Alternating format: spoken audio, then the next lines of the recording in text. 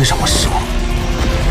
此兽体型最小，或许取手拳能将其收服，但若没有蛇神抽为屏障，直接吸收我的灵力，能否承受住也是一个问题。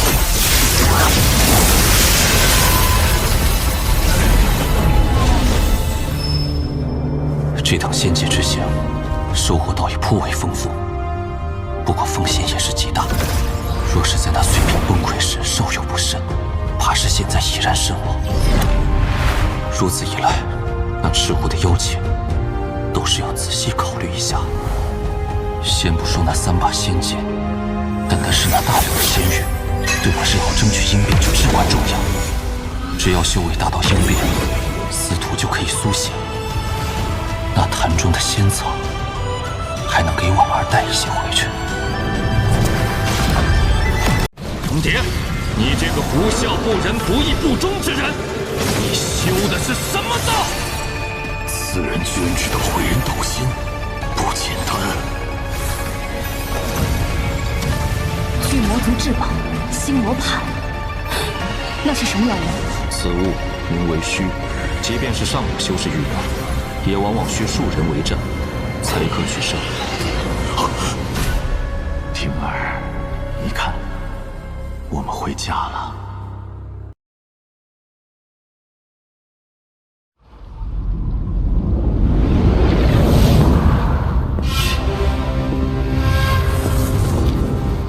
此处凡人众多，本该生气迸发，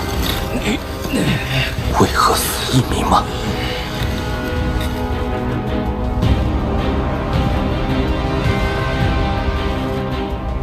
？1年间，我踏过了雪域国许多城池，这里没有皇族存在，每一个城池都归属于某个强大的修士所有。在这里，凡人就是奴隶，他们唯一的生存价值，就是为雪域修士服务，制作冰雕来换取生活所需。凡人毫无生机活力，此地死意也尤为深重。我虽不习此地，但却是我体会生死意境中死意的好地方。雪域国制作的冰雕的确颇为神奇。凡人所雕刻的冰雕，会有专门的修士为其刻下阵法，并以一种秘法激活，使得这冰雕变成如同傀儡般的存在。雪域修士的功法精髓，我钻研许久，但仍不得要领。我猜测，这冰雕就是雪域国的根本。若能习得此法，再将其与木雕融合，定对我大有裨益。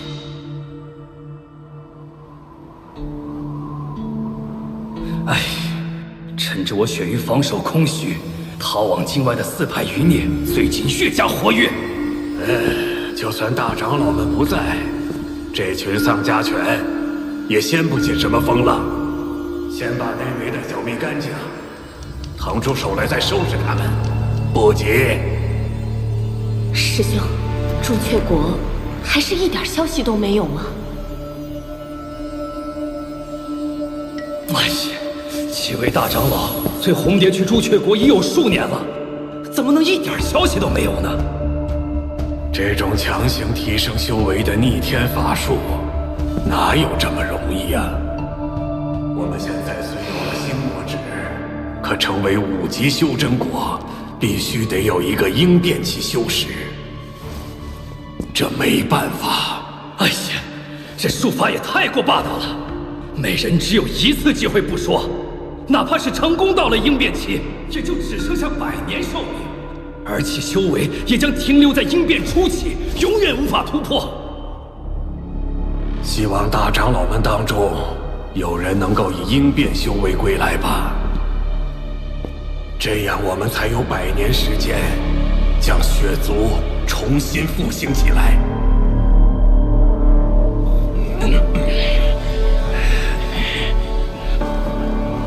看样子，这雪域新国以城主分治，那这城主修为必然是有强有弱。一层。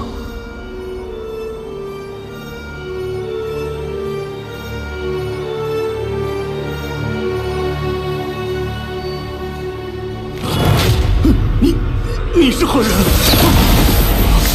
借你身份一用。大胆！我可是城主！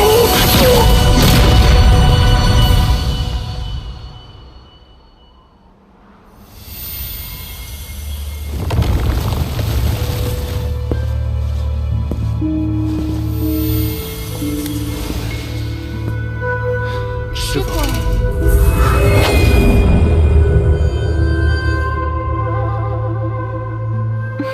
根据此人记忆，这女修之徒经常对他贴身侍奉。师尊，没想到在雪域国，弟子侍奉之事竟如此稀松平常。可有新的兵胚送来？师傅，刚刚送来2个血仙兵胚，拿出来，让为师看看你2人的手法可有精进。是。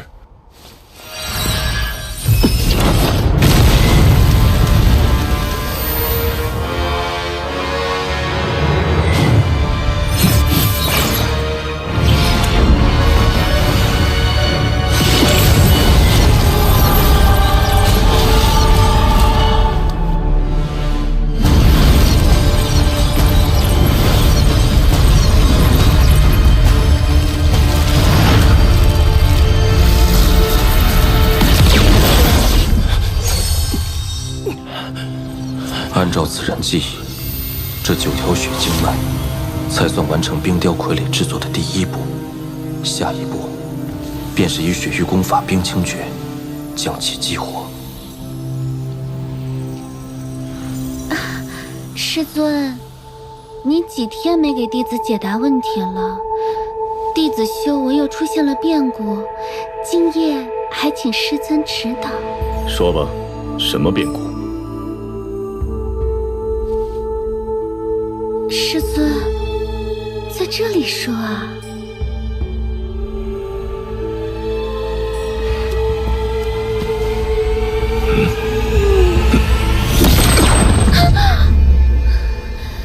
师父，弟子错了，方才弟子以为……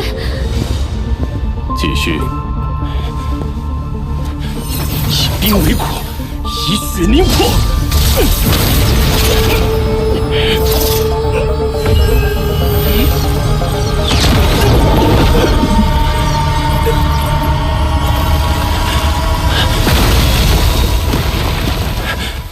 弟子又失败了。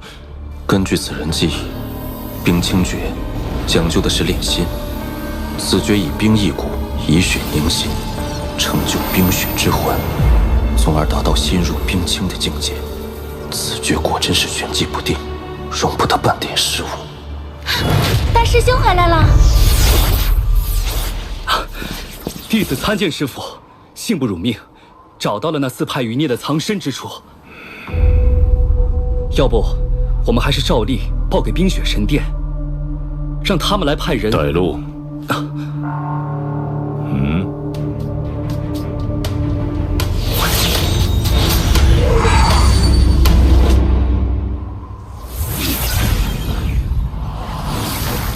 师父，就是这里。禁制中有2道神识波动，一道不过是结丹期，另一道却时而结丹，时而元婴，甚至还有几分化神波动。显然，对方已处于神识崩溃、丧功的边缘。你在此候着。师父以往从不会亲自冒险。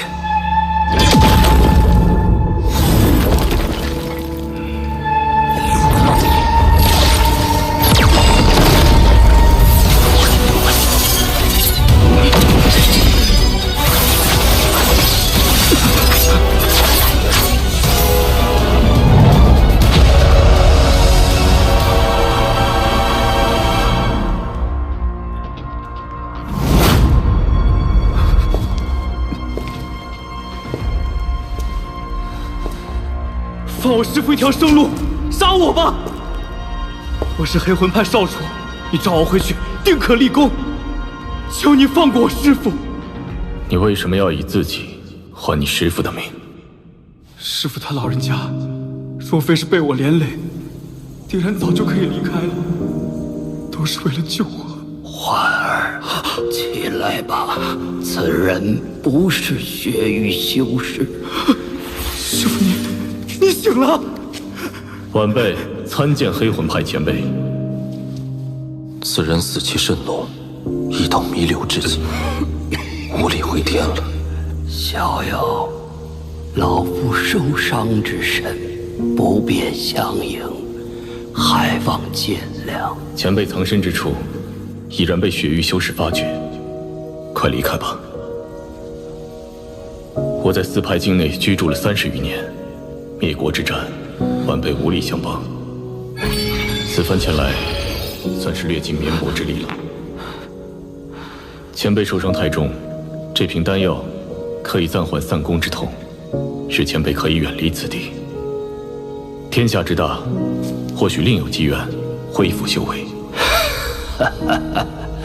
逍遥，但你可知道，老夫若是想走，当年便可一走了之。即便是现在，老夫拼了命加快散功，也定然可以离开。但你知道我为什么不走吗？这是我的家，我生在这里，死也要在这里。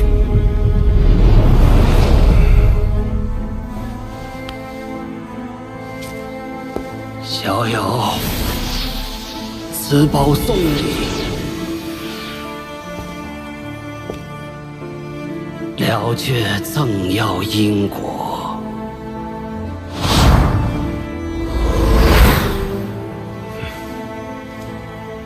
多谢前辈。焕儿，该走了。师父，去哪儿？今日苏醒，不过回光返照。走吧，以后你就要靠自己了。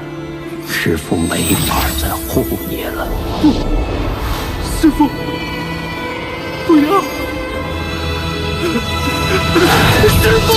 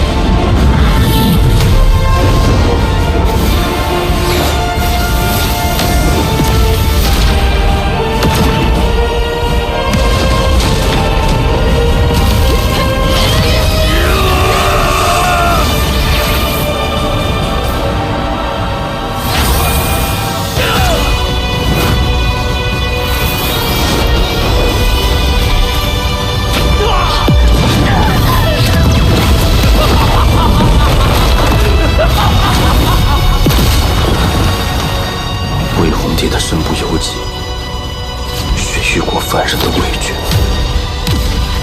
这位前辈的开然大义。师父！原来死之一事，与众相也有不同。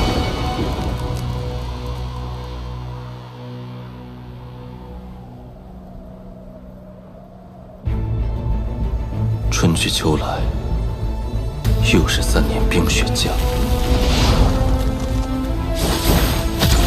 对冰雕傀儡的研究也有了一些进展。冰雕傀儡内主要是靠血经脉维持，齐49条血经脉才达到一个结丹中期的修士修为。冰雕内的血经脉越多，控制越难。一旦它们相互碰撞，整个冰雕便会崩溃。这冰清诀不能称为道之正途，可以说是剑走偏锋之法，与当年六玉之功法有异曲同工之妙。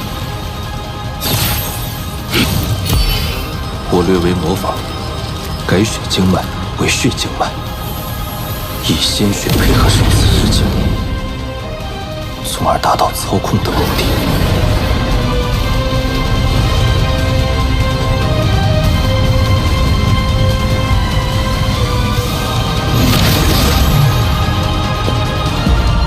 4年之期已到，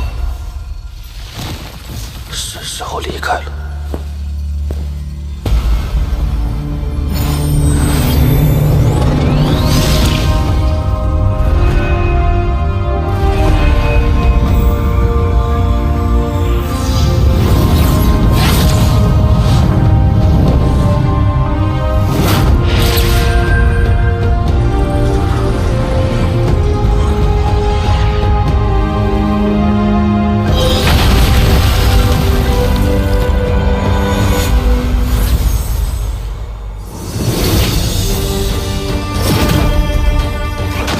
之战，我见过太多的死亡，我对死的感悟依然深刻。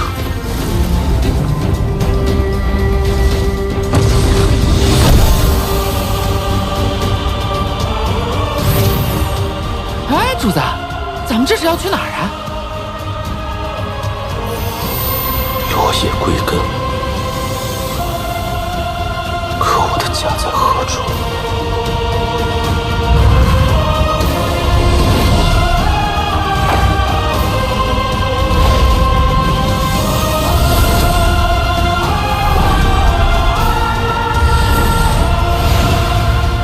还有1年化身，我身在赵国，自当回到赵国，了却生之因果。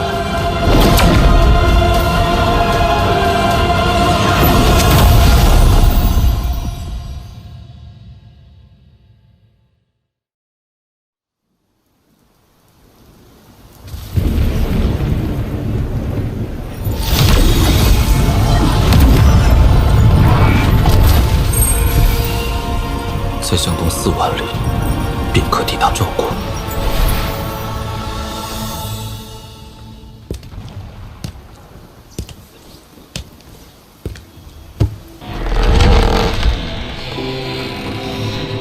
庙中无神，物是人非，又何尝不是一种岁月？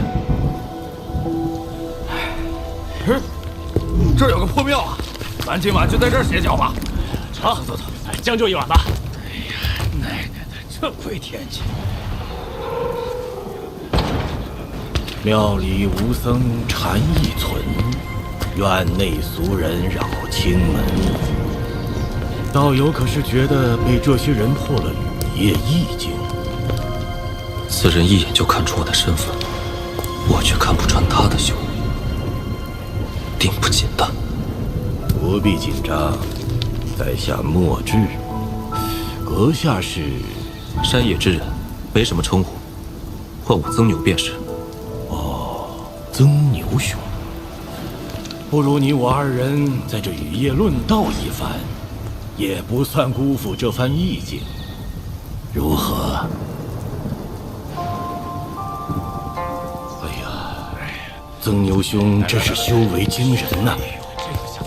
若在下没看错，应是到了意境锁魂、云霄有望的境界了。什么他娘的锁魂啊，云霄的，那人莫不是疯了？阁下此言甚是，疯之一字用得甚好。若非疯狂，也难以体悟这天道之法；若非疯狂，又有谁会去求那长生之术？所谓天欲所得，必有所欲，就是这个道理。什么乱七八糟的，一句也没听明白。哎呀，曾兄可懂啊？莫兄自中玄机，在下不懂，但我却认为，疯子用的不好，不如用吃。妙啊！哎呀，我辈中人若是没了痴念，定然无法修成正果，圆那天道有损之令啊！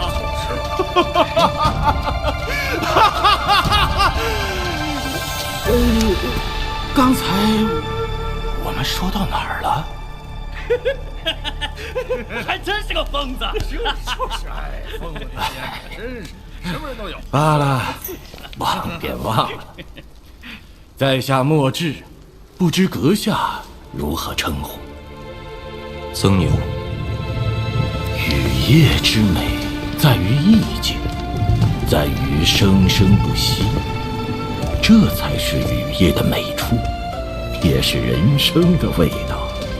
莫兄认为何为生？凡人常说生火，生火，想必这火便是生。那何为死？不知兄台如何称呼？他叫曾牛，说多少遍是？就是啊，我都记住了。自从在下感悟天道之后，这记忆每况愈下。曾牛兄见谅。冒昧一问，兄台感悟的是何种意境？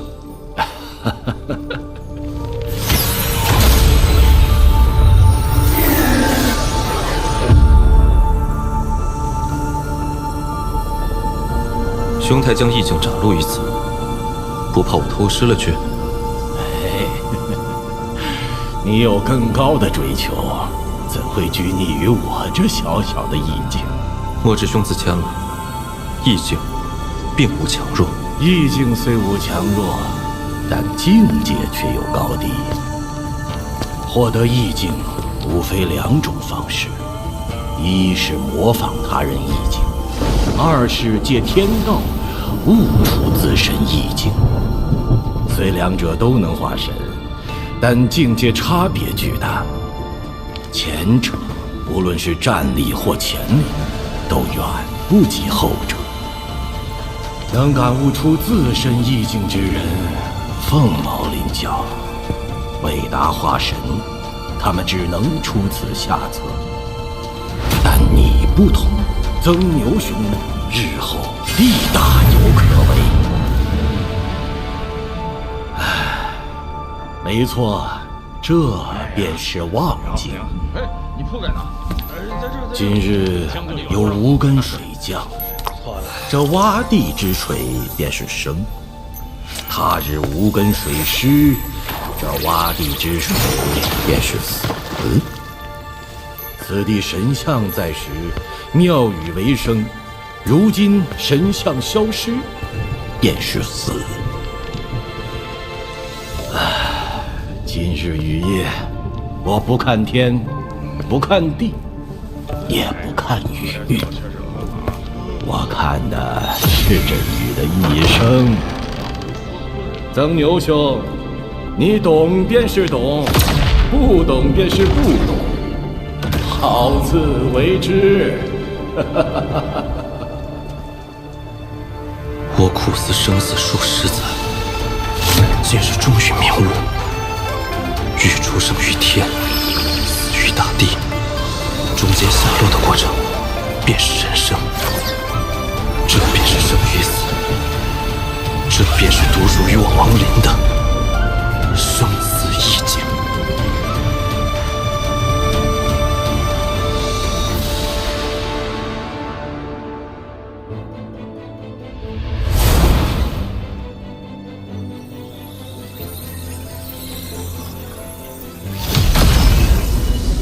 当年我在此地达到灵气大圆满境界，如今我便要于此地化身。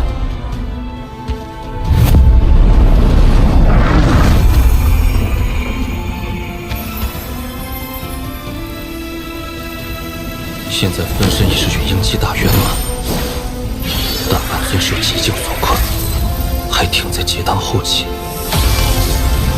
若想顺利化身，必须将二者分离，在我功法会大成之前，分身与本尊只能短时间融合。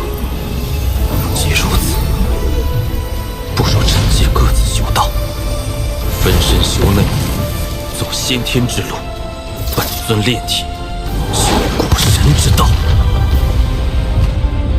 既走古神之道，须先散功波及。我帮你。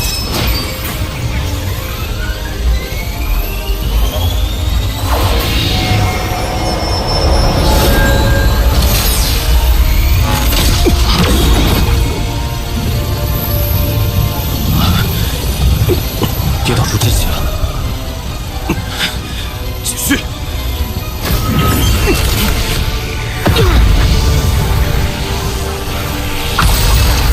就是现在，波及！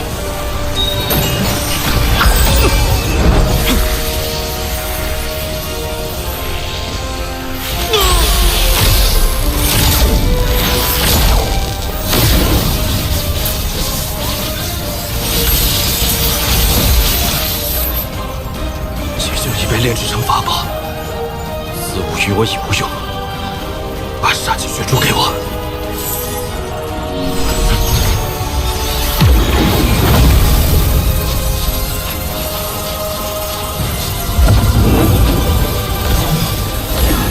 古神诀，我再助你一臂之力。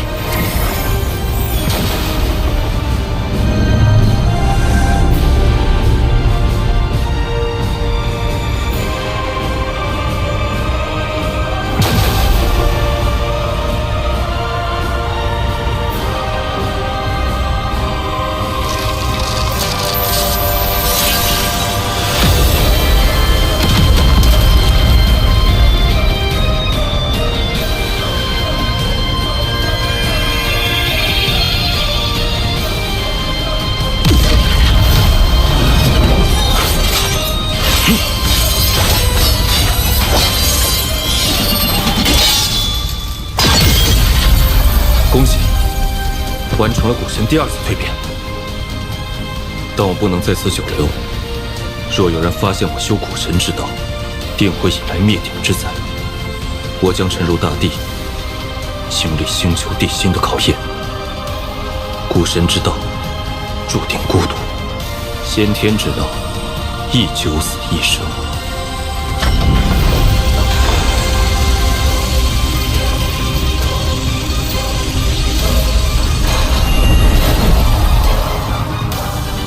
化神。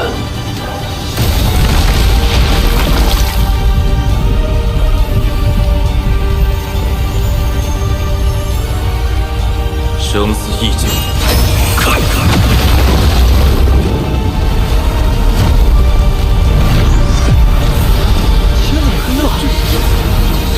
师父，我刚刚力觉心神震动，现在又突然天色异变，莫不是要出什么大事？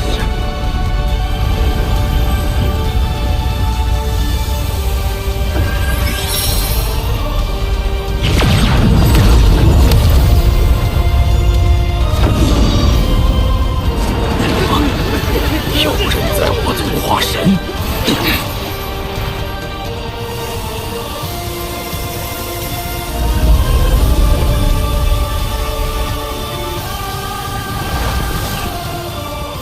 究竟是何人在此化神？不知，但一定和赵国有渊源。据说化神之时，灵力不仅对父亲修士有极大帮助，就连周围的凡人都能因此获益，百利而无一害。入定调息。究竟何为修仙？凡人学会吞吐灵力，改造身体成为容器，完成筑基。随后广纳天地灵力，将其压缩成金丹。此丹经灵力运化，诞生道婴。结婴成功，便有了与天斗的资格。但若想找到逆天之法，还需一把神兵利器，这便是天地之力。于是婴体感悟天道，退回元神，挥天地之力对抗天道。这就是以彼之道，幻师彼身。元神不灭，肉身永存。他化身成功了。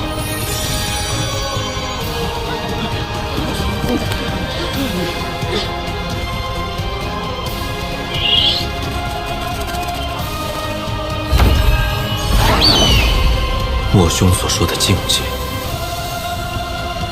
我终于懂了。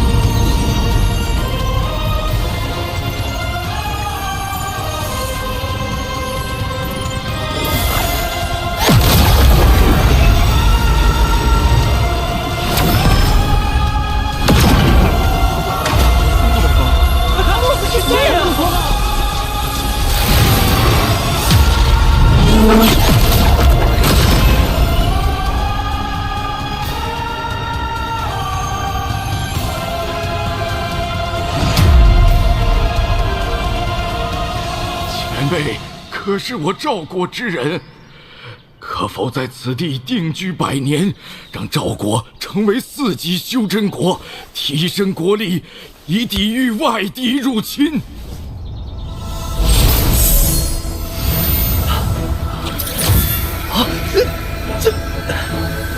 体内经脉仿佛通透了一般。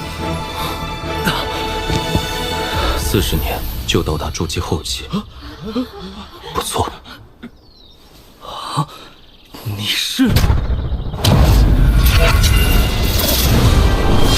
他真以为雕起这木头，你就是我受伤的天气啊！我来陪你。等你达到元婴期时，自会想起前世之事。但此时若知晓的太多，对你来说是一种痛苦。我虽无法在此地定居，但我在10个人体内种下了10颗由天地之气凝聚而成的灵气种子。若有人能达到元婴后期，我自会前来点化成事。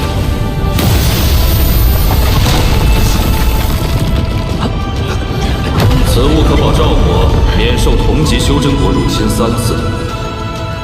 好自为之。多谢前辈。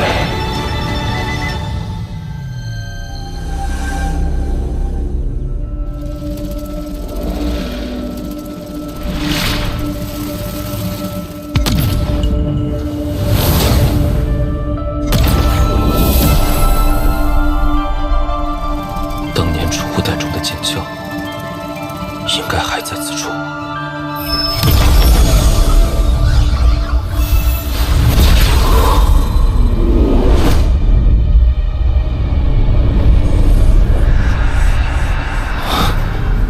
找到了。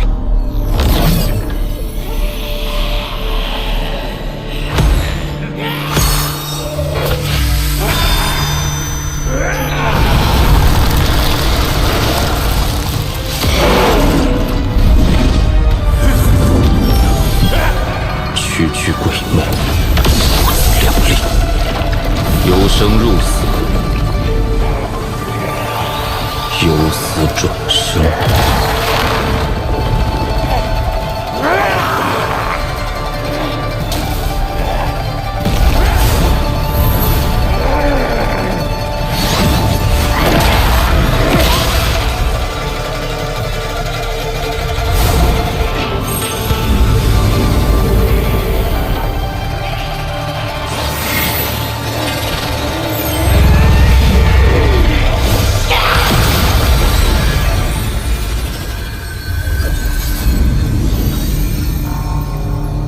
这化神期的挪移之术，却比瞬移强出不少。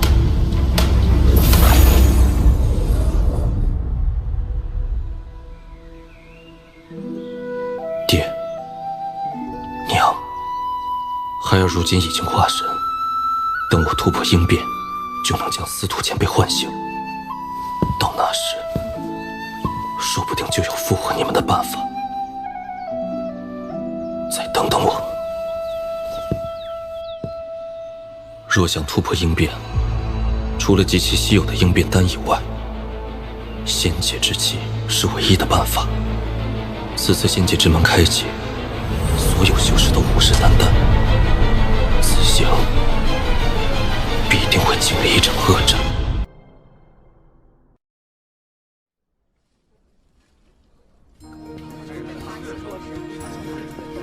哎呀，最近的拍品里啥好东西都没有，真扫兴。知足吧，最近几大宗门四处搜刮宝贝，能剩下点就不错了。哎，四大宗门这是要……嘘，我听说他们要去仙界啊！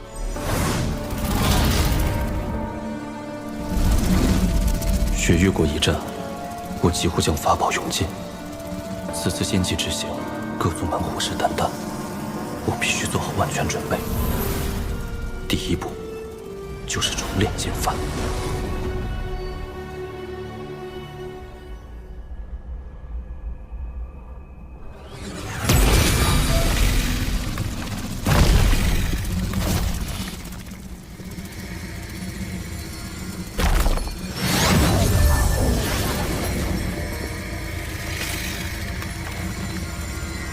这是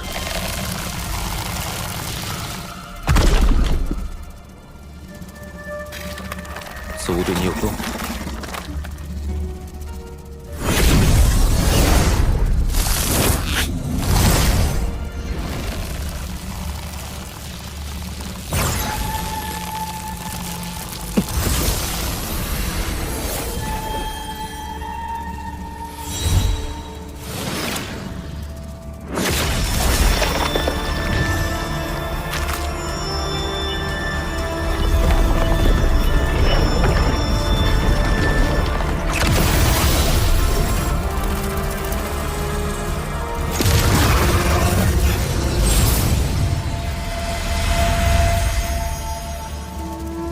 竟能提高灵兽修为。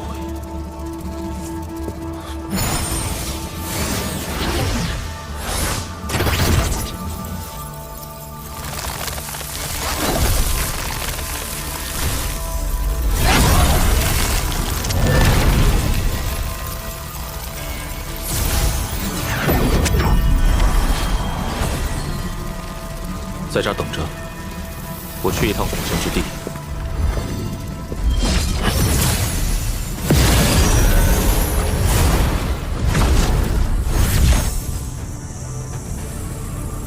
只要我不进入古神之地关卡内，托森应该就不会察觉。即便察觉，以我现在的修为，也定然可以提前离开。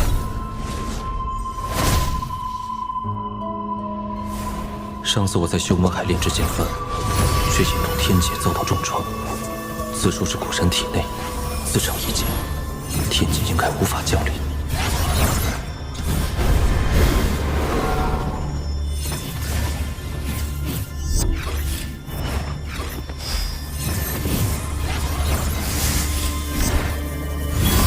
最后一个，若我猜测有误，天劫降临，唯一的剑幡怕是很难保住。可若现在停下，剑幡达不到小成，威力不够，仙界之行也起不到作用。赌一把。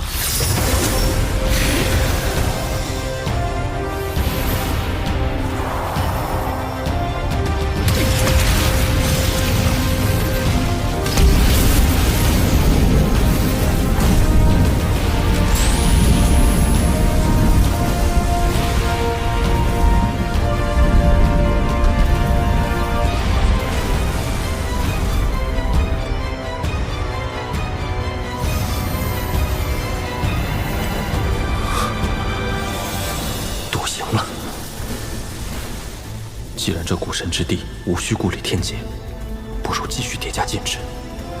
兴许剑幡能一举达到中程，届时必定威力倍增。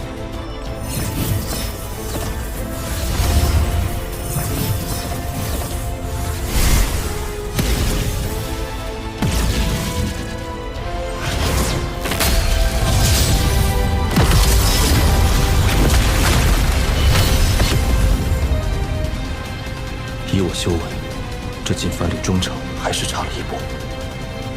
也罢，此后进犯中城时引发的天劫，或可以成为我在生死关头的杀手锏。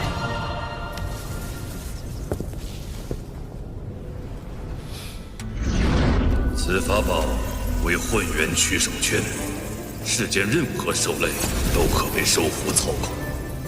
只是使用此物会耗损灵力，收服的兽类越强大，耗损灵力越高，需量力而行。若能再收服一只妖兽，也算意外之喜。若找不到，再离开也不迟。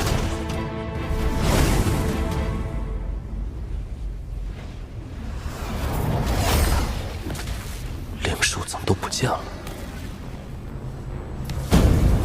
皇上！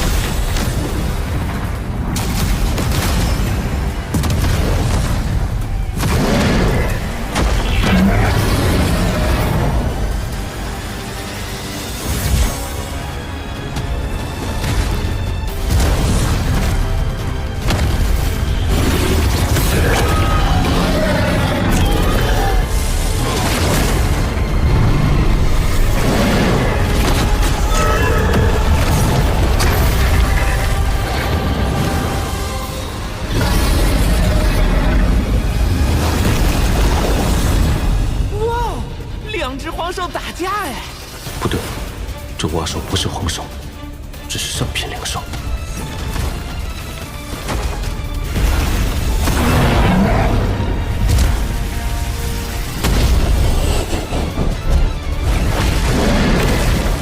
能与黄兽一较高下，真不简单。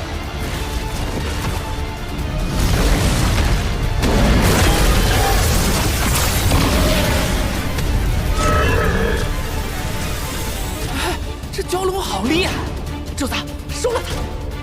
以我现在的修为，还无法收服荒兽，上品灵兽倒可一试，但能否在荒兽面前离开，就得拼一把了。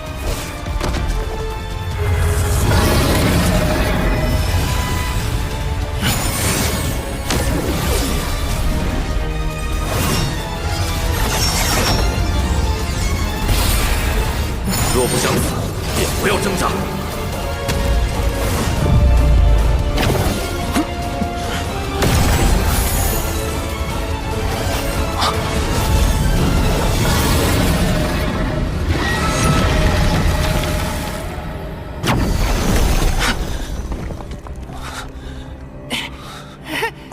主子，你没事吧？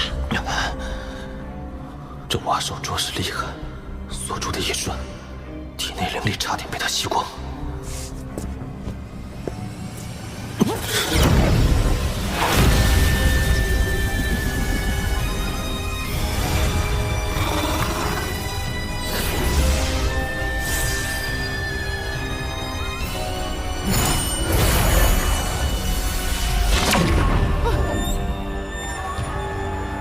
原来此兽就是雷蛙。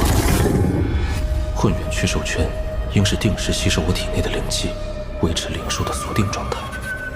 以后要提前输送灵力，否则一旦打斗中出现这种情况，危险至极。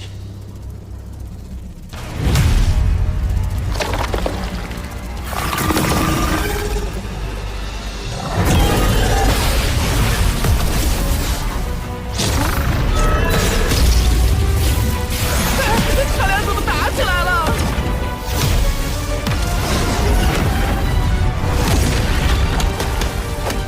够了！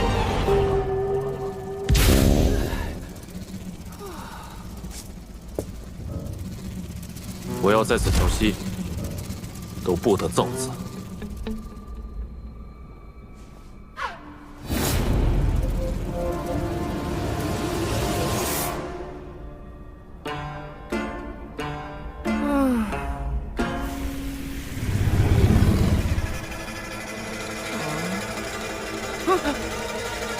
哎呀，都6天了，这两个家伙有完没完？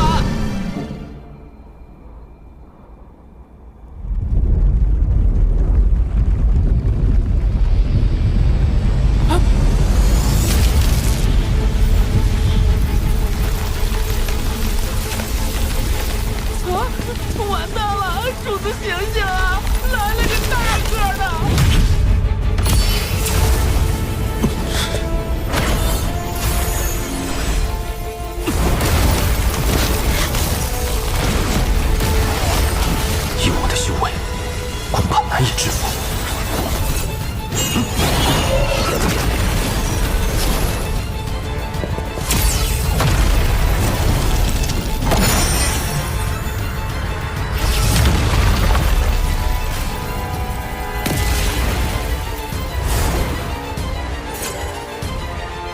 我们接下来去哪儿啊？域外战场。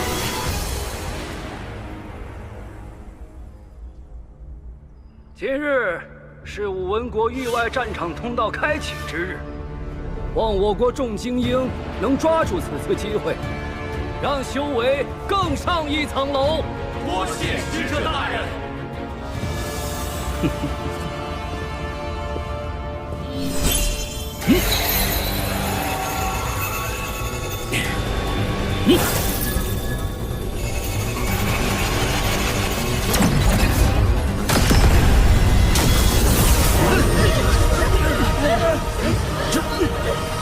这是这么多幽魂，域外战场崩塌了，怎么回事？那有人，他是怎么进去的？那位道友恐怕凶多吉少啊！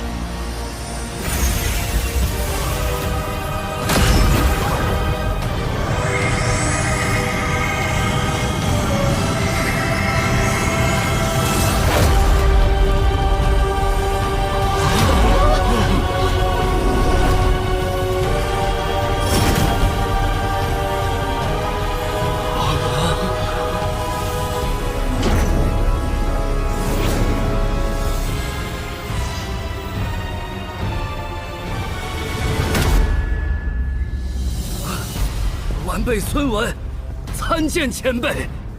参见前辈。参见前辈。此为何地？回前辈，是武文国。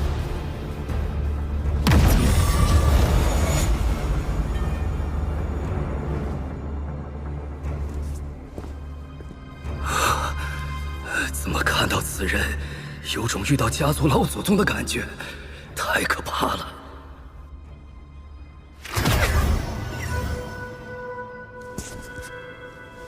如今进藩、灵兽、魔头，与上古法器均已备好，就连那3把剑鞘，都被我以元神祭炼。现在，只差最后一步。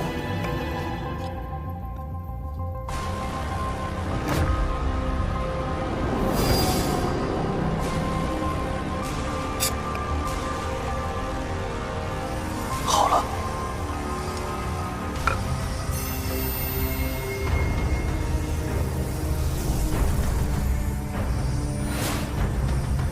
这些年，那3把剑鞘先后开始祭炼，就连当年上古修士的法宝，也破开了为我所用。可唯独在修魔海内得到的此物，我一直看不透。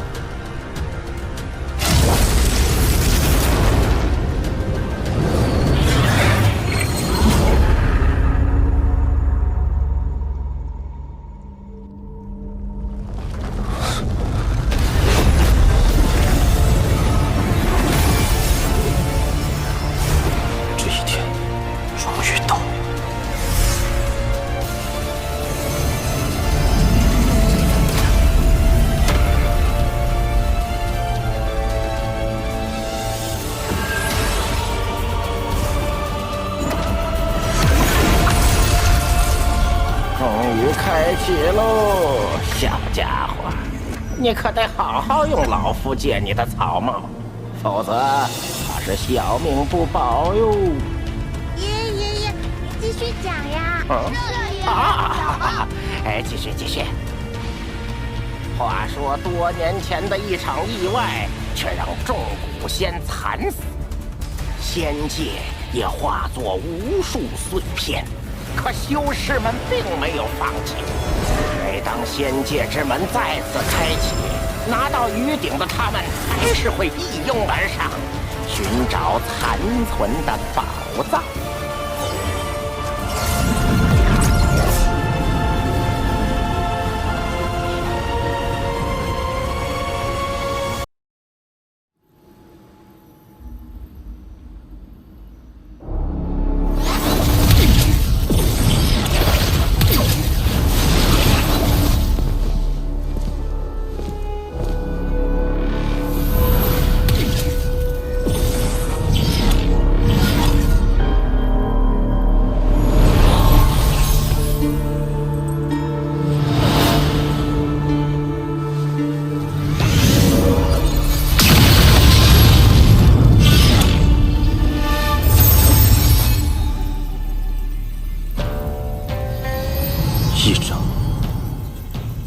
将仙界之门破坏至此。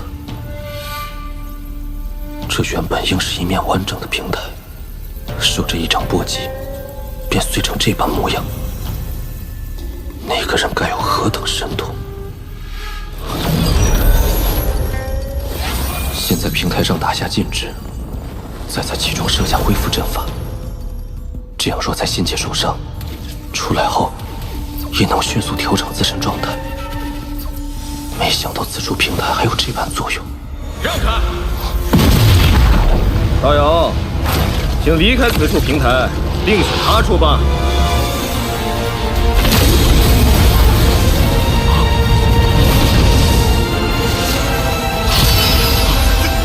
是我祖！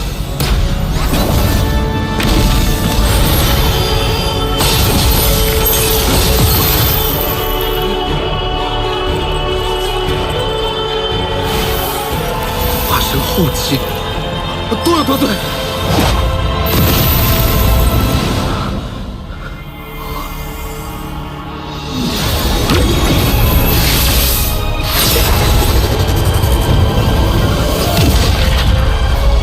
修为莫测，不可得罪。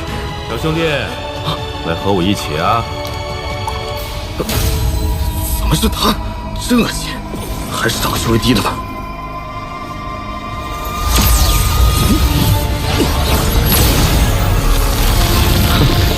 区区化神初期，现在就暴露异境，不自量力。不过一看这小子就难缠，要不还是选他吧。这位道友，请离开此地，另选他处吧。哼，那就别怪我不客气了。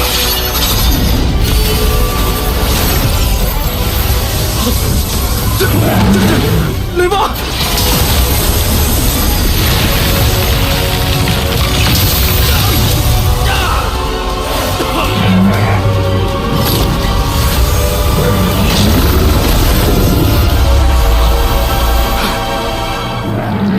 这人，我是不是在哪儿见过？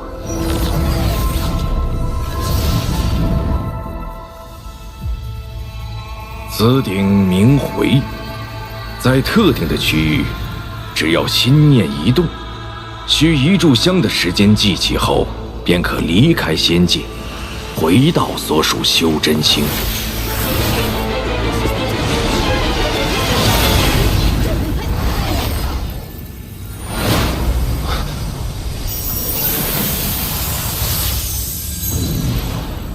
这便是仙界吗？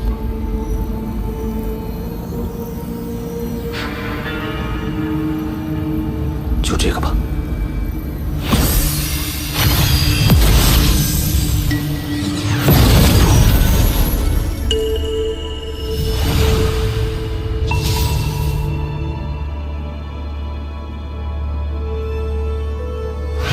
灵石，难不成这里的宫殿是通体用灵石造就的？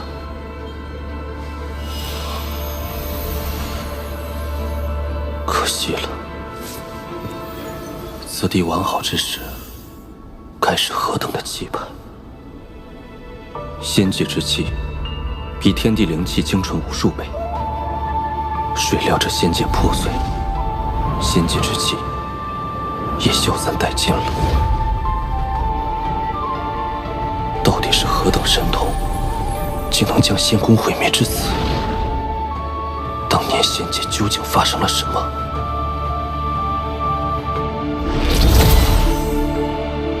欲知第五仙王，自与天华仙师。哇，仅一个仙室的仙宫就如此豪华了，那仙王的居所得多气派呀！丰碑理应放在宫外，以示众人，而今却安在宫殿深处，实在蹊跷。此处有禁止波动。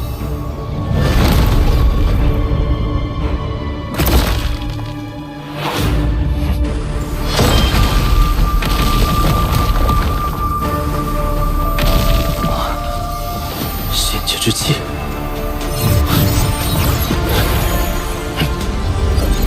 仙界之气需用自身元神炼化，形成结晶，方可储存。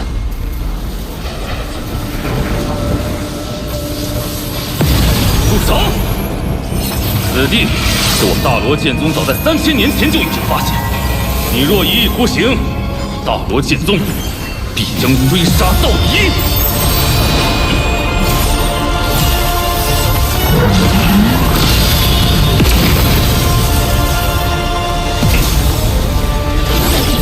雷王，荒谬！这仙界之地，何时成了有主之物？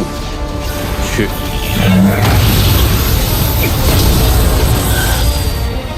大罗令剑，乃是大罗剑宗7剑之一的顶级武器，哪怕是同等级修士，也可用剑气斩杀敌人。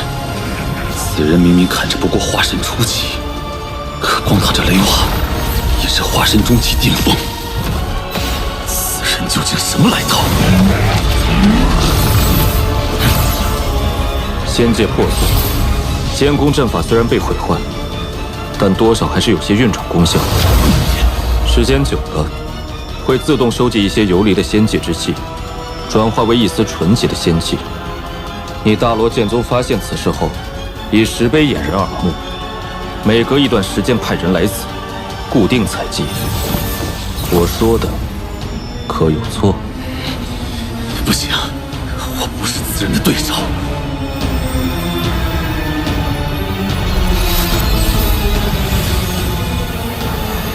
这么一点仙气结晶，依然相当于几乎半个赵国所有灵力总和。为今之计，只能全力以继，拖他一时。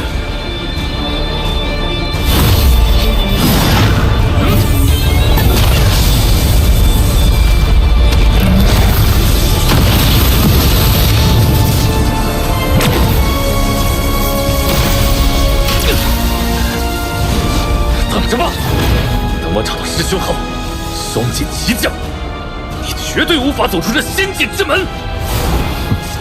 想跑？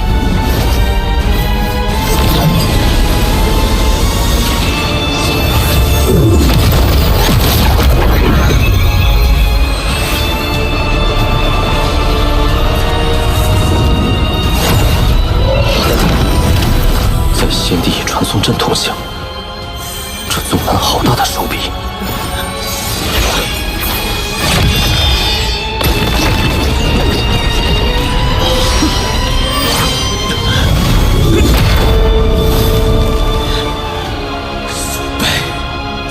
化神以上，元神不灭，肉身不死。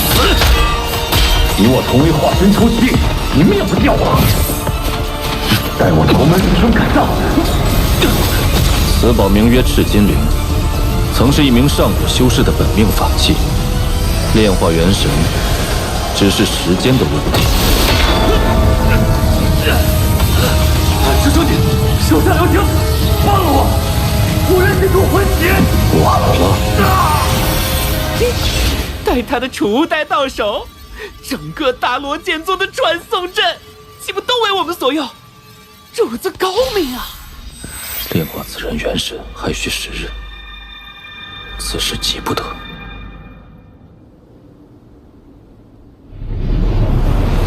可惜了这些万年仙木，若是并未枯萎，每一个都相当于是万年之木，用以木雕，不知能增加多少倍威能。那是洞府。洞府虽然早被搬空，但这残留的仙人禁制，却对我有所裨益。将来一次打下第999组禁制，便可将锦幡炼成中成境界。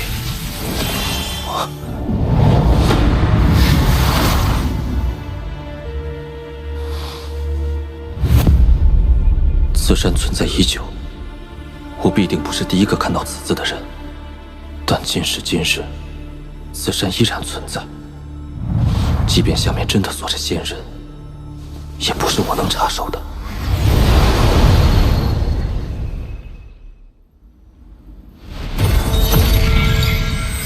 时日已到。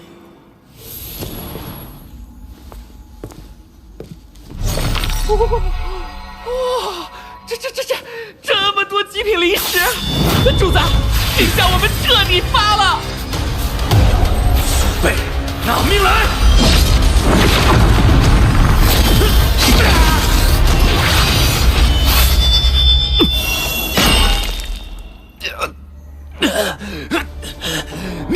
你早有准备。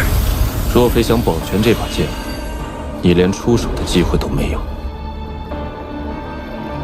这宝剑内刻画的数百组禁制，与锦帆倒是异曲同工。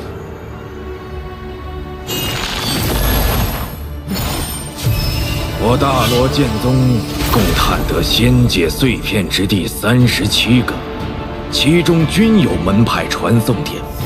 凡持此剑，以极品灵石开阵，便可任意往来。此剑干系重大，绝不许落入他人之手。此处已然被彻底摧毁，完全不像是有仙界之气残留。大罗剑宗怎么会专门在此设置传送阵？有人！知道了。今年不知有多少仙人。是啊。虽然栩栩如生，但却感觉不到任何生机，想必是某种幻象。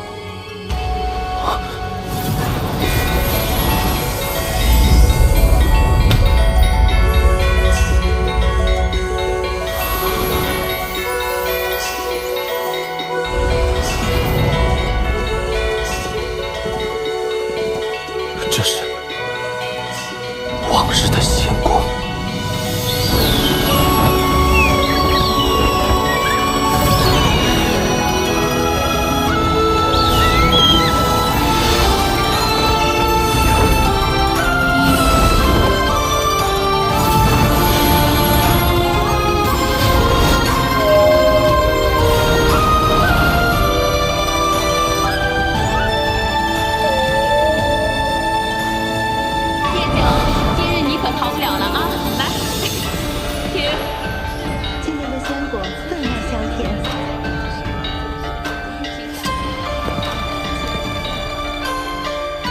昨日定国仙子跟我共奏了一曲，怎么可能啊！九霄同醉，干！姐姐，再舞一曲。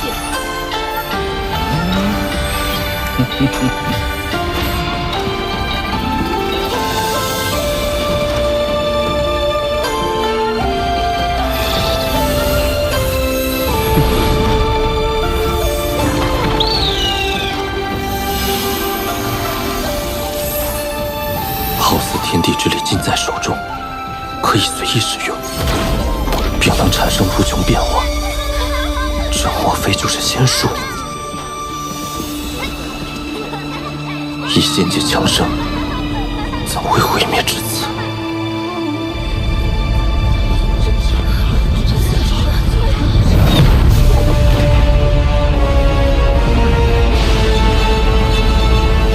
何人放仙剑？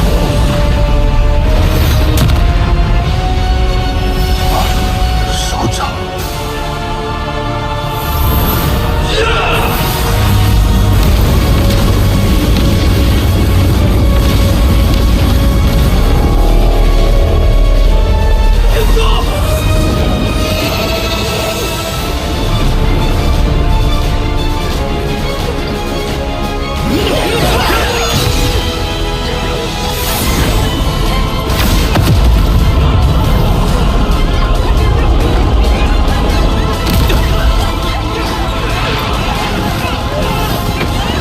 仙人一剑，竟一闪天海。这场虽是幻境，或是机缘。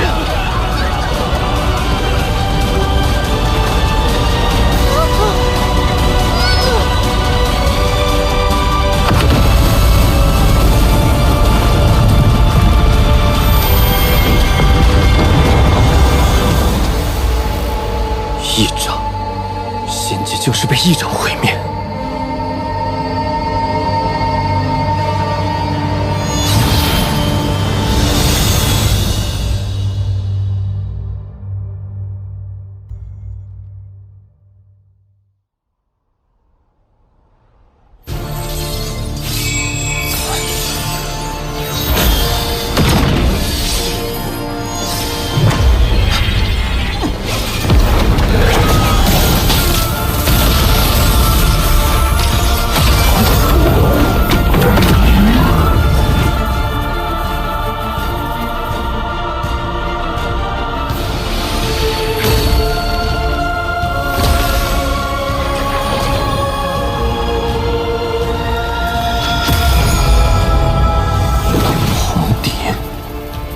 果然认识我。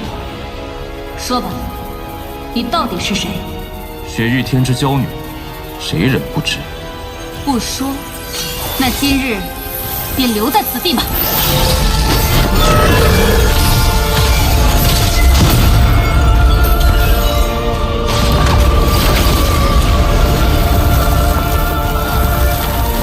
这是意境。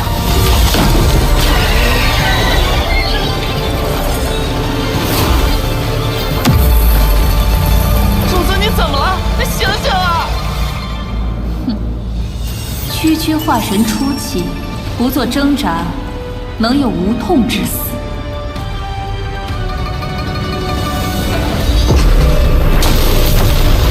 这是我的记忆和情感在变得麻木。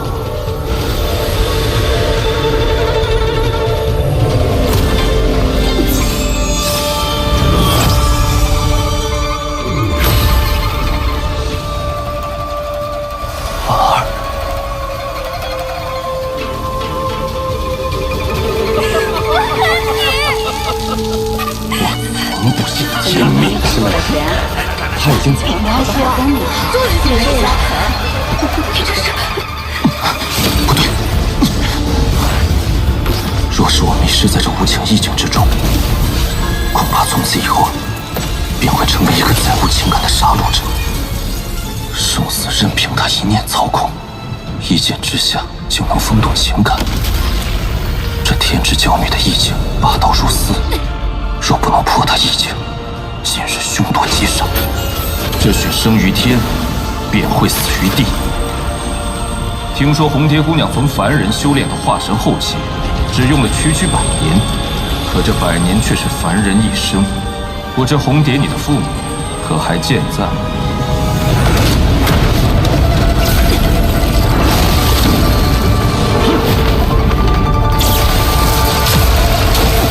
红蝶。不知你父母除你之外，可还有其他子女？若是没有，那么岂不是无人送终？人有不孝，自为其一。不知死活！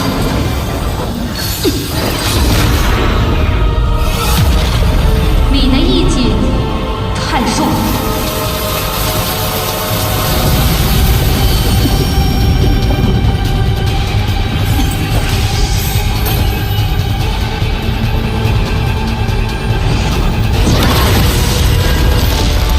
已经没有崩溃，而是散开了。但只要杀了他，100年时间，凡人一生，父母至亲岂能是天道可以抹灭？红蝶，你爹娘即便进入轮回，也一直在你身后看着你，你可敢回头一看？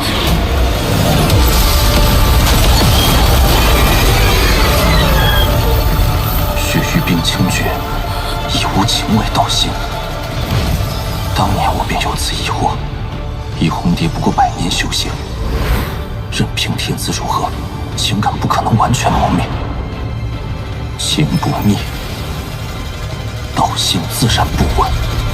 莫龙镜，开！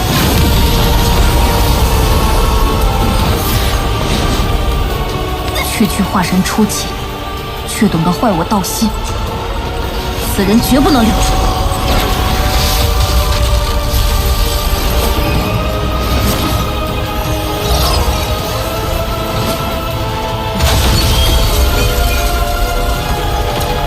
主子，那个女人修为比你高，你怎么还明目张胆的飞着跑啊？她要追上来了！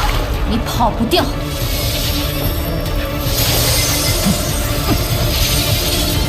主子，你干什么呀？快跑啊！不跑了。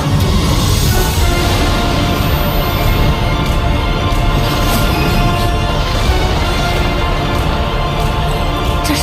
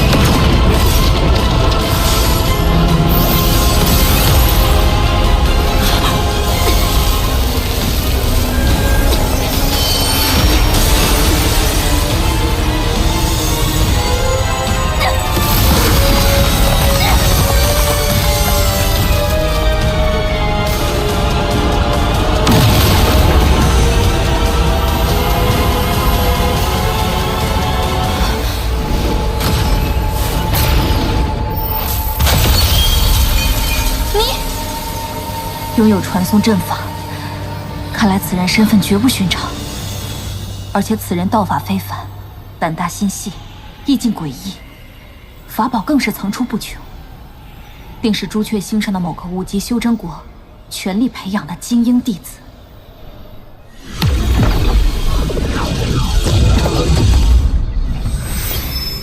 这空有感悟的异常，真唬住了红蝶，否则以我和他修为差距，恐怕难以脱身。一整便让我灵力耗尽，这仙术消耗也着实惊人。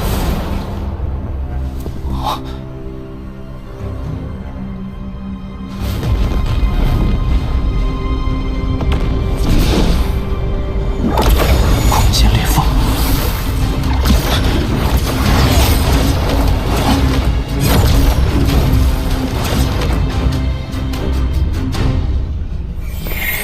哎呀，上头是裂缝，下头是岩浆，就算有宝贝也毁成渣子了。大罗剑宗即在此修建传送阵，这洞内必有乾坤。此地十分诡异，若我孤身潜入，过于危险。找一地守株待兔，方为上策。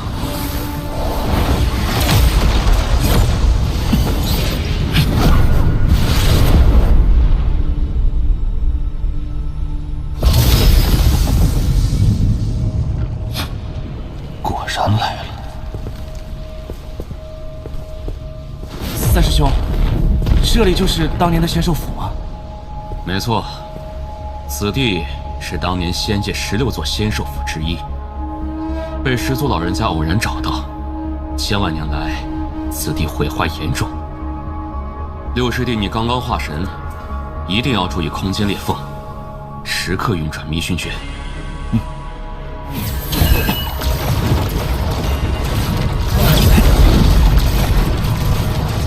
这迷熏诀，想必是可以避开空间裂缝的秘法，在这仙界大有作用。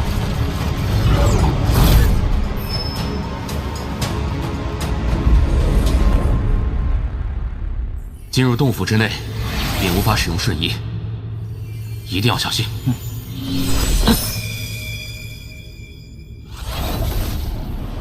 三师兄，这仙兽府经过这么多年，想必已经人去楼空。即便仙兽之灵还存在，怕是以你我2人之力，也抵挡不住吧？千年缺乏仙界之气的滋润，这仙兽之灵若真有残存，定然是虚弱不堪。一旦找到，就立下大功。当年始祖大人就是在这里获得了一只仙气兽灵，这才统一了天遁星。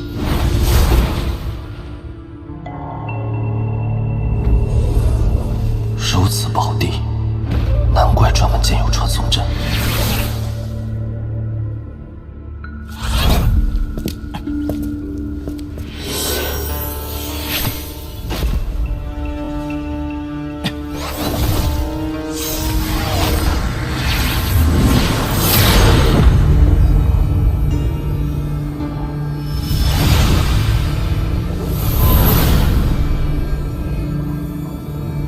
此地仙气浓郁，当初始祖就是在这里发现的仙气兽。师弟，你帮我护法，我来收取仙界之气。好。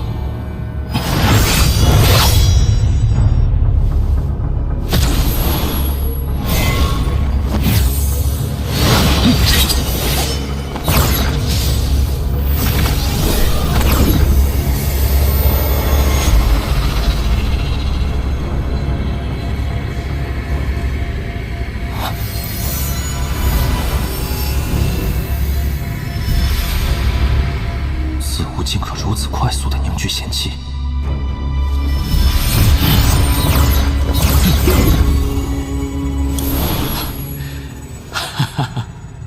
六师弟，这次咱们收获不错，这些仙界之气足以凝结2粒结晶。这颗结晶你收好，如此便算是完成了门派的最低要求。谢师兄。三师兄，这是那血灵壶？没错，这就是始祖大人亲自炼制，整个门派只有3个的洗灵壶，有此宝在手，可以尽最快的速度吸收仙界之气。上这里。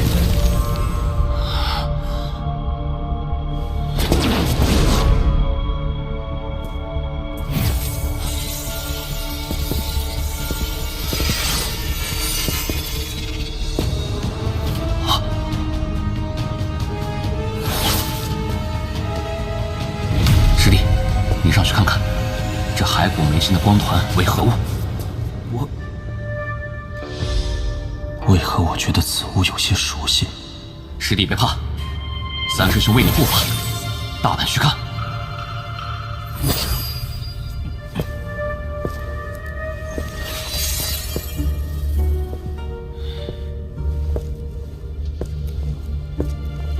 再近些。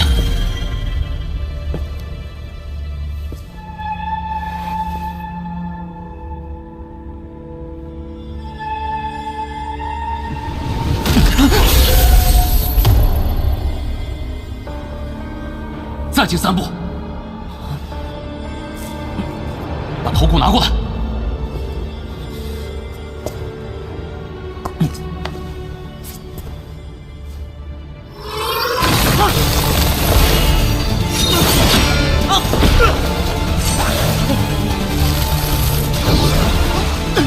追！师兄，刚刚的到底是什么？若没有认错，此物乃仙手之粮。原来此物是仙手之粮，难怪温受喜爱。但此处仙气远非修魔海可比，这仙手之粮的威力也远胜当日所见。仙兽的食物就有如此威力，刚才若是被他钻入眉心，怕是现在我已然成为骸骨。区区一条仙兽之粮便将你吓住，今后你如何当大罗剑宗的弟子？若是此次真的寻到仙兽之灵，可就飞黄腾达了。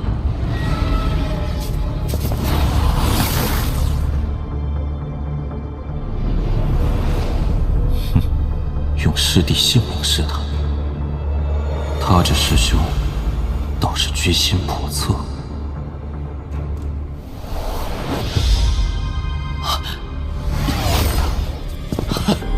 仙宝，我找到了仙宝！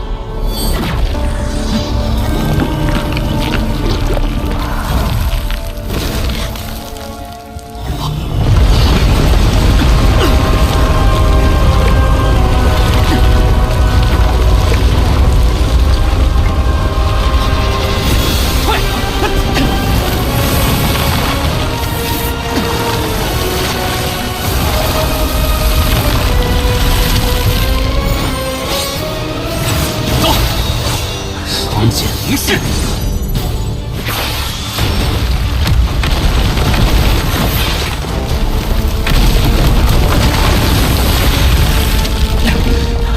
师兄，此地怎会有这么多仙兽之粮？定是那仙宝的仙气过于浓郁，滋养之下，让这本是食物的仙界之粮泛滥成灾。以我修为，难以在如此数量的仙兽之粮中脱身，只能以师弟之命为我夺得生机了。师弟，小心身后！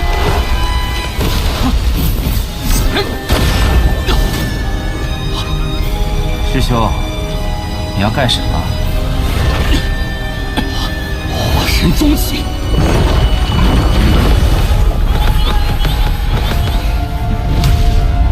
你到底是谁？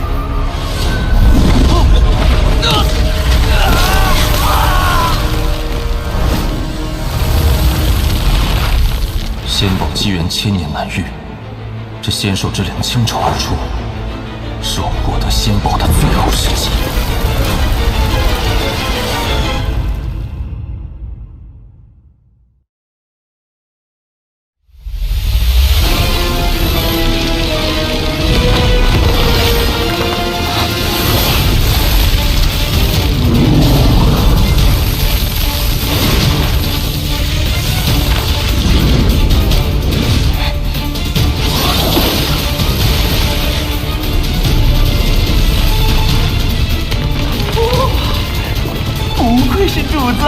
竟能想到这招藏身法。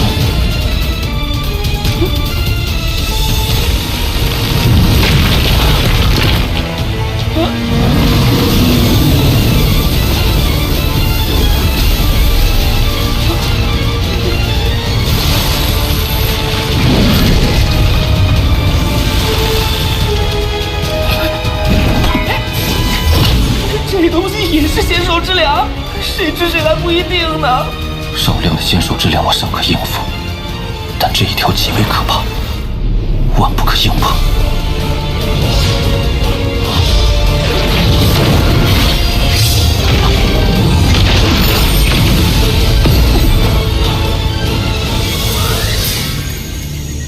这是仙人禁制。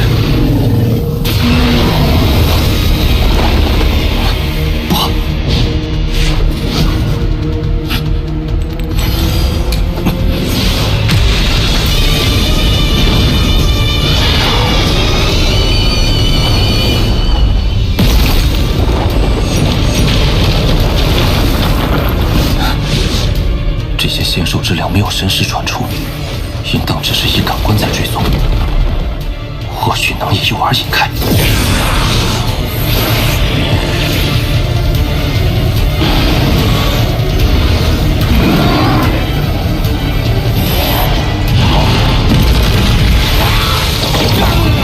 果然。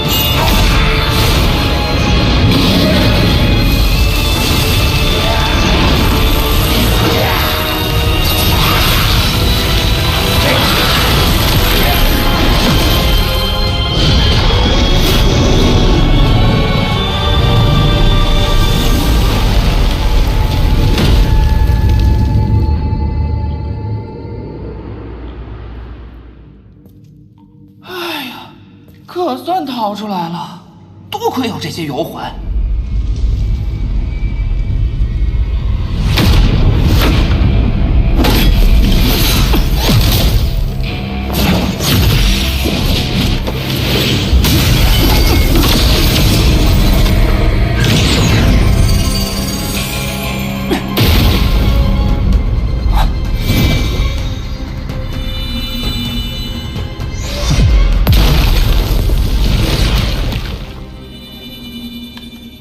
道友，在这坍塌的仙兽府内，现在怕是只剩下你我二人了。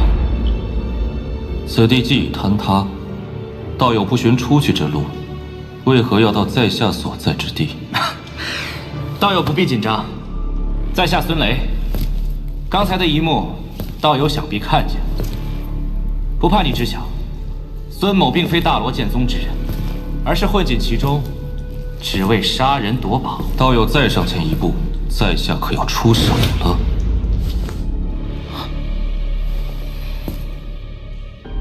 此人只有化神初期，神识却无比强大。若非师门传授的功法特殊，可以搜寻强者神识，我怕是连他的踪迹都察觉不到。是了，他定也是隐藏了修为。道友，方才的洞府之中有3件仙宝，其中1为仙玉，2为仙剑，3为金色铁片。不知道友得了几个？仙兽之粮回来的太快，一无所获。动手胜负难料，不如邀请他一同闯洞夺宝。到时面对仙兽之粮，大有除掉此人的机会。道友，那仙玉是无数年来仙界之气凝结而成，可谓是无价之宝。那金色铁片，在下猜测应该是某个防御类仙器，而最珍贵的还属那把仙剑。仙兽之粮众多，获得这3件重宝难上加难，不如你我2人联手。哦，我为何要帮你？在下只要仙剑，其余2物全部给你，如何？仙剑，在下不要；其余2样物品，在下也无兴趣。那倒有意欲何为？若非此人隐藏修为，该将他即刻斩杀，以绝后患。孙道友，想要在下豁出性命帮你取得仙界，仅仅是两样空口无凭的东西，不合适吧？你想要什么？我看道友来此之前，对于半空中的那些空间裂缝，好似预先有所察觉。迷寻诀，此物是大罗剑宗的神通之术，送与道友，又有何妨？道友果然爽快，那在下也不扭捏。你三师兄储物袋内那青色的葫芦给我，我便冒险与你一趟。道友不要为难我了，那洗灵壶乃是孙某之所以混入大罗剑派的必得之物。若是道友真助我取到仙剑，我可以给你一个洗灵之木。此木虽比洗灵壶略有逊色，但同样具备吸收仙界之气的功效。道友带路。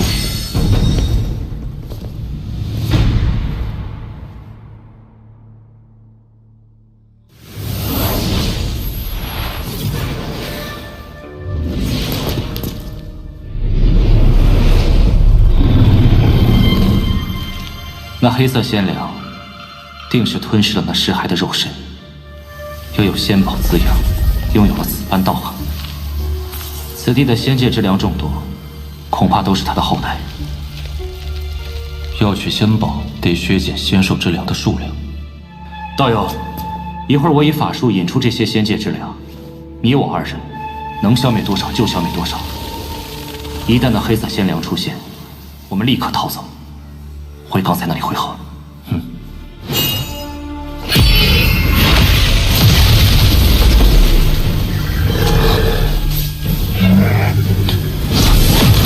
雷王，开始吧。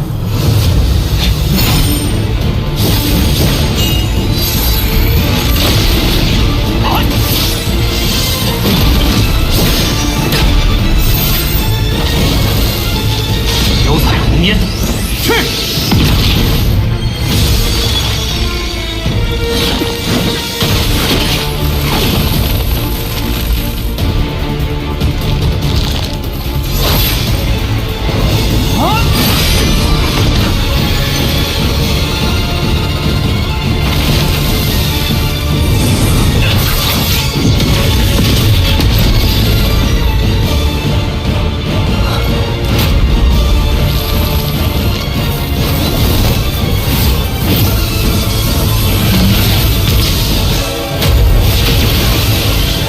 道友，你我合力，定能大大削减这仙粮数量。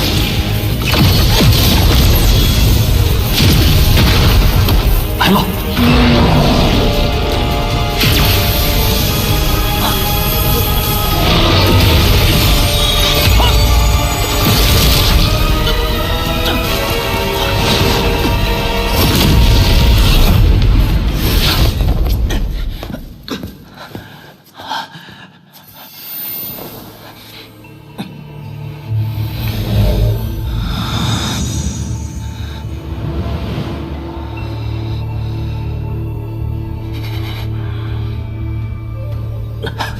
糟了！此刻我灵力耗尽，他若是动手，罢了。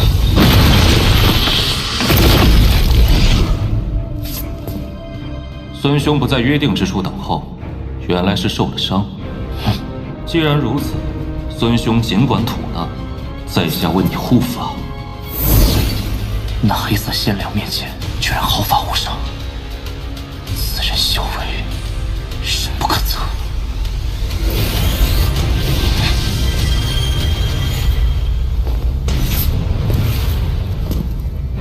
道友，你且退后。今日我必向那畜生报断绝之仇！畜生，给我出来！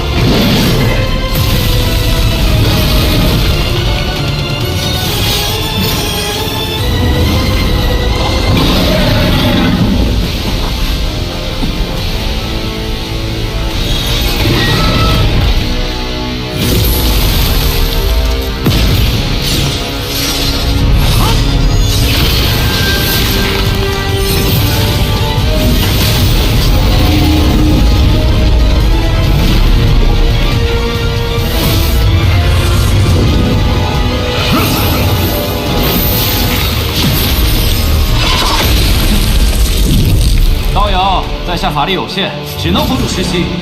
待我拿完宝物，再来救你。孙道友，那洗灵之木还没等在下，怎么就急着走呢？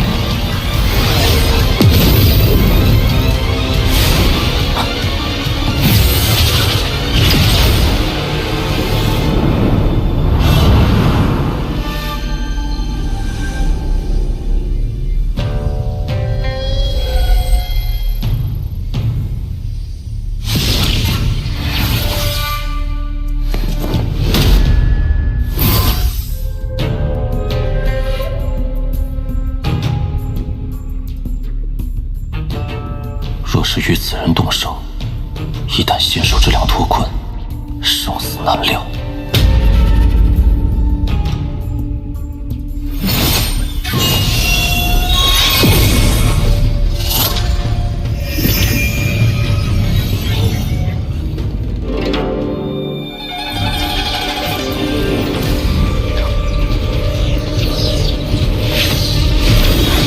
仙宝自有仙人禁制守护。即便是我师门传承御剑，也只能缓缓破开。一剑散修，活该死在禁制之下。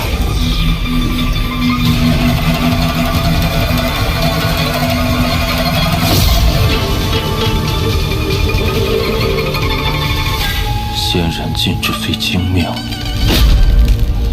也不是不可破。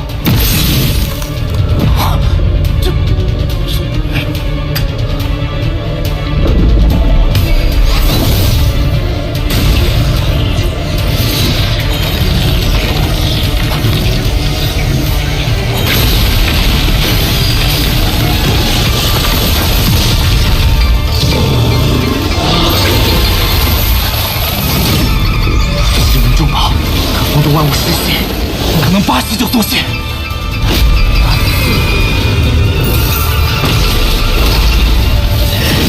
那个混蛋！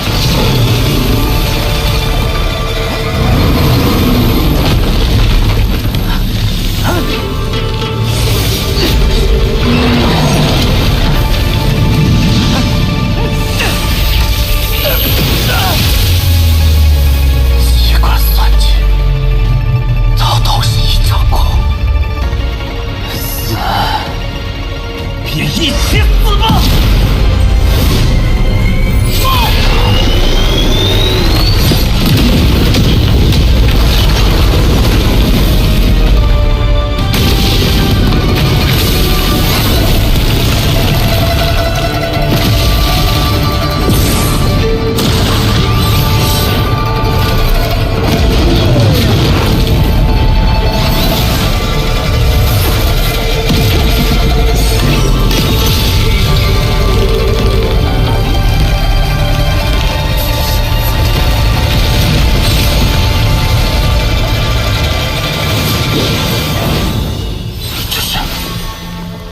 间裂缝。主子，这儿要塌了！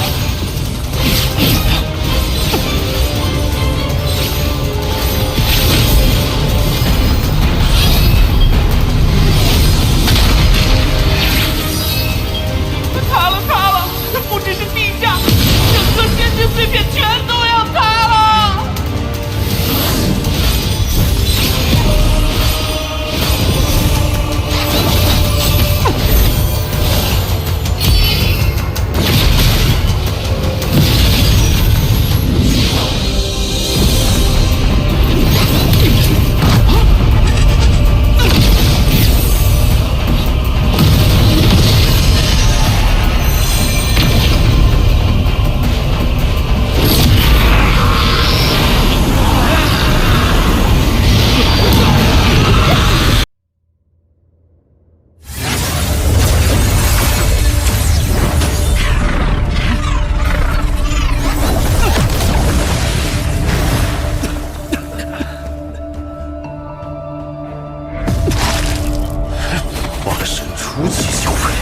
若是此刻上前，大有机会。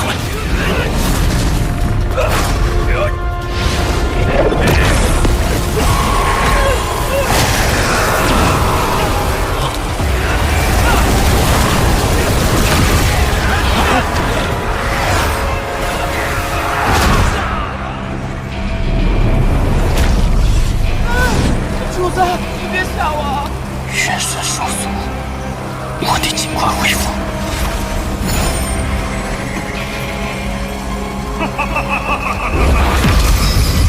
道友，遇到了什么事情？居然弄得如此狼狈！巨魔族，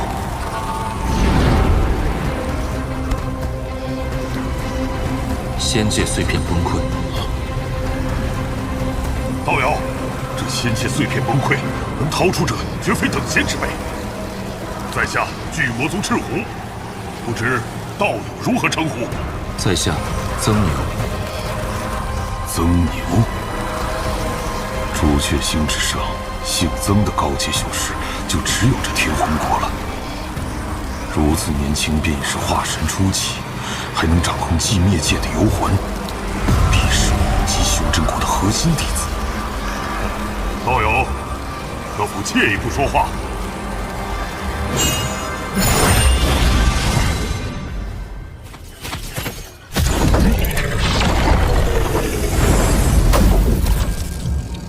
曾兄，那我就直言不讳了。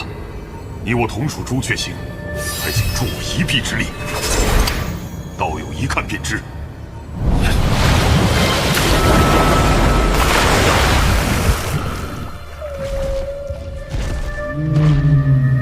整块仙域玉石，如今仙界竟还有这等宝地。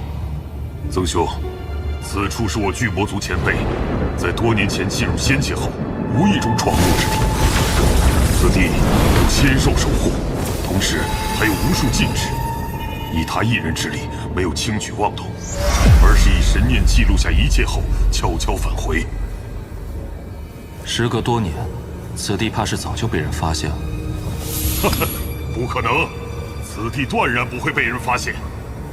只是其中缘由，在下现在不便说出。曾兄见谅。赤狐和我素不相识，此番却由我组队，他只是看上了我的游魂。此地怕是光靠你我二人，也难以成功进入。不瞒道友，除你之外，我还约了一个人。我三人同行，把握自然大上一些。但曾兄尽可放心，到时一切宝物，我自会做主平分。曾兄慢慢考虑。若是想来，1个月后到这御姐地图所在碎片集合。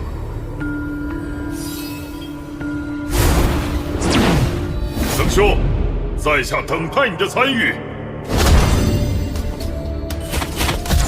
在伤势恢复前，不可轻冒任何风险。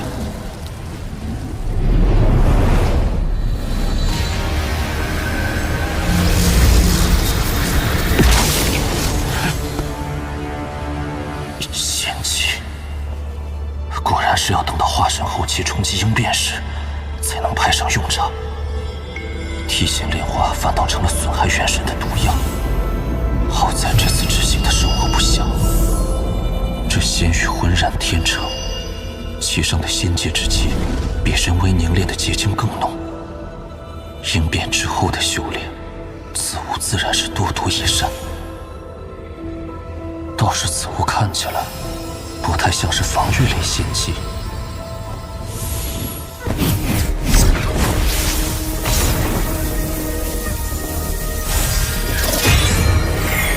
好精巧的手法，此物原来是仙人刻画的上古玉简。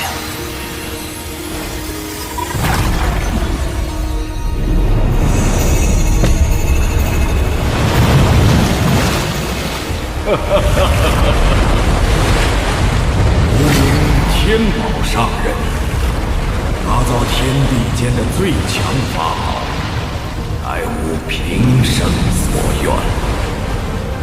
恨可恨，浩劫突至，一生心血，出体为器，只能将摄神车悉数封存。后世有缘人，若得此钱，秦王取之。摄神车，此等仙宝，或许还在天宝上人的洞府。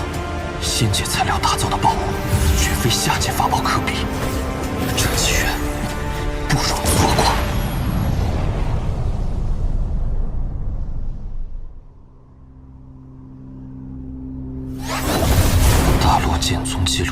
碎片已经都找遍了，仙界之大，那洞府若不在御剑传送范围内，那不知还要找多久。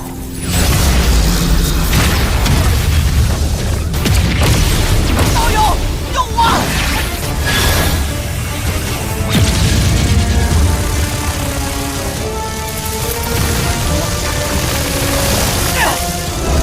道友，此事和你无关，还请离开。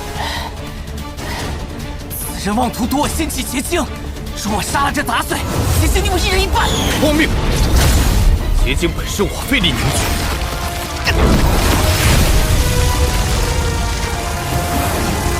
你我同属朱雀星，帮我一次。滚！你二人之事，休要把我牵连在内。既然你不愿帮忙，那老子就把祸端引到你身上。这结晶，老子不要了！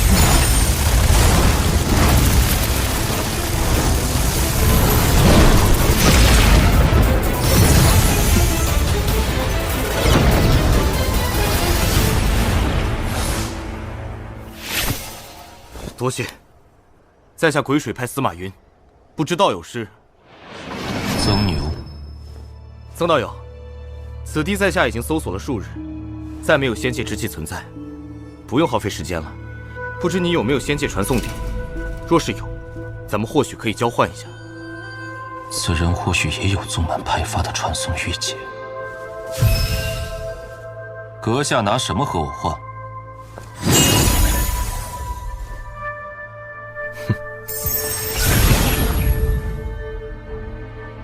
此人的碎片有5处是在西部。曾道友，我这地图有21处，与你地图重复的不算，你抹掉一些后，我们交换如何？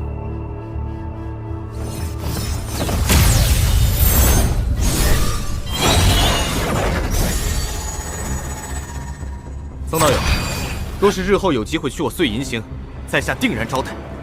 好说。在下告辞。那小畜生敢抢我的职务，在下定然不能让他跑了。这样看来，大罗剑宗所记录的，怕只是仙界中的冰山一角。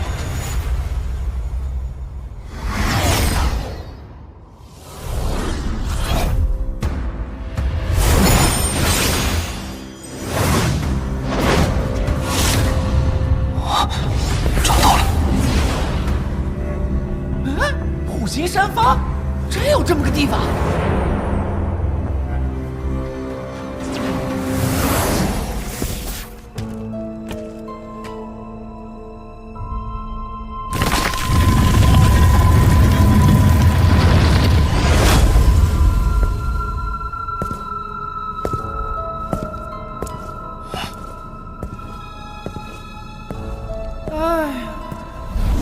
早被人搜过了，亏我们千辛万苦找过来。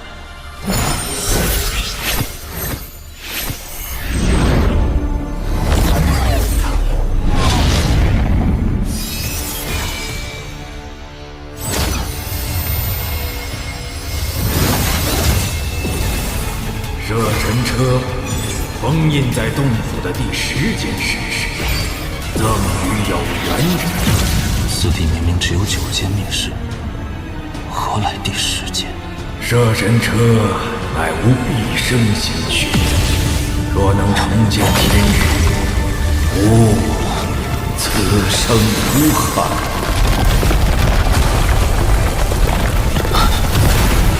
这洞府在下沉，即便是被人发现，最终也很难寻到珍宝的洞府了。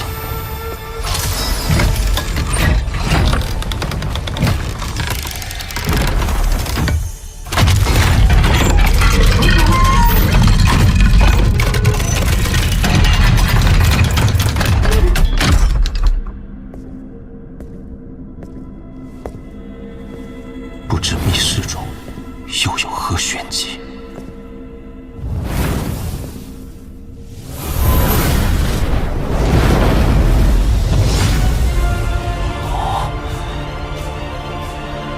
状若神兽，栩栩如生，这就是摄神车。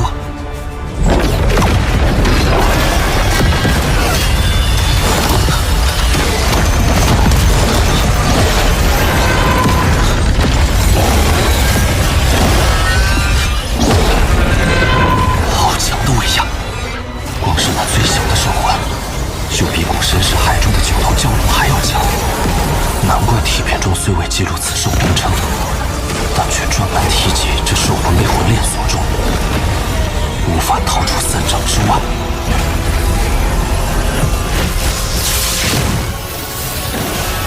要是用摄神车，凭我华山修为，断然无法做到，只能暂先让此兽陷入沉睡。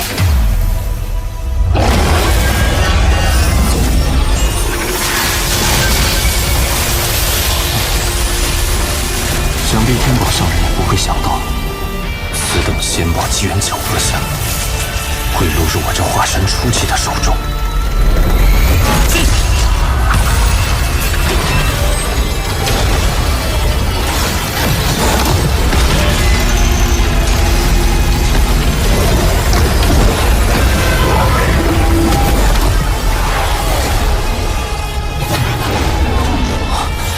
这摄神车果然巧夺天工，竟完全是以兽魂攻讨，其威力想必不会让我失望。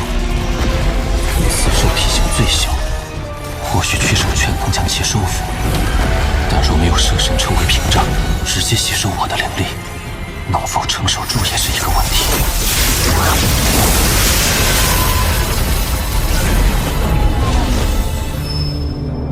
这趟仙界之行，收获倒也颇为丰富，不过风险也是极大。若是在那碎片崩溃时稍有不慎，怕是现在已然身亡。如此一来，那赤狐的邀请，都是要仔细考虑一下。先不说那3把仙剑，单单是那大量的仙玉，对我日后争取应变就至关重要。只要修为达到应变，司徒就可以苏醒。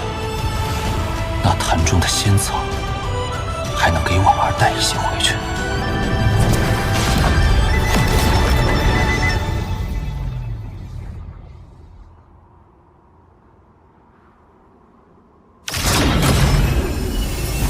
来了，就是不知是哪一个。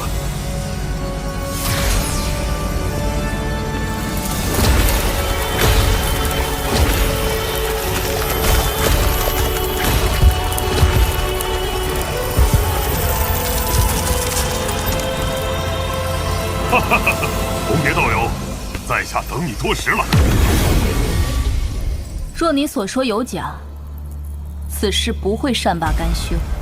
红蝶道友放心，这玉简是我巨魔族西域师祖亲自踏印，他老人家不会说谎吧？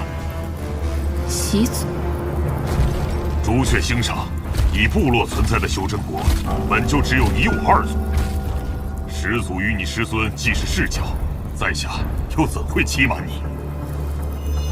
既是习祖亲自所见，我可以随你一去，但所获之物中那玉石棺材必须归我。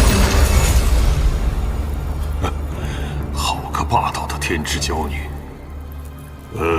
红蝶道友，此事不妥啊！